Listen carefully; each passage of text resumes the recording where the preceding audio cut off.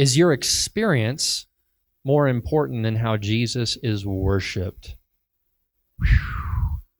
Let me tell you how your pastor got this lesson, and this still kind of, it was rough.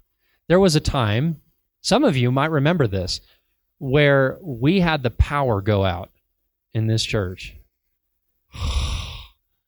And at first we thought, oh, it's just the local power grid. In fact, one of our board members came in. He's like, oh, it'll be on in just a second. It's the local power.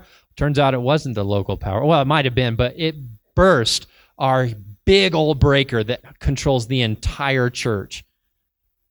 And boy, when you talk about making sure that you don't rely on technology and making sure that you don't rely on all the gadgets and everything, that was our moment. And I remember in this sanctuary preaching in the dark. My wife had to come up and lead an a cappella. And we really learned who was actually singing that day. Sometimes we're like, brother, don't make that much of a joyful noise.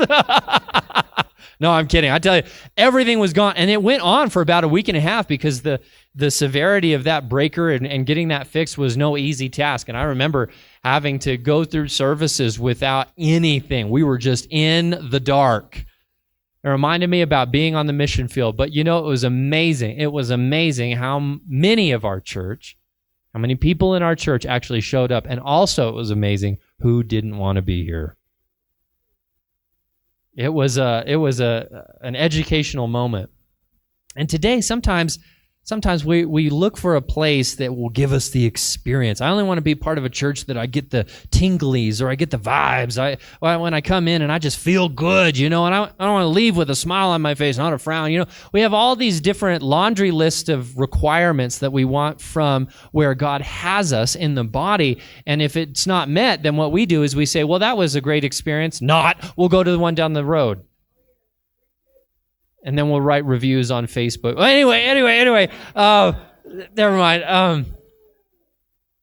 Our experience has really become a dictator on how we choose where we go and we worship. When really, I think is what's more important is that we value how Jesus is worshiped when we are in church.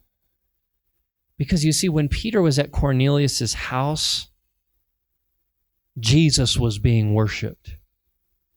Cornelius recognized that an angel of the Lord had come to him, and Cornelius, in spite of his background, in spite of his uncleanness, was valuing the Lord above everything else in his life.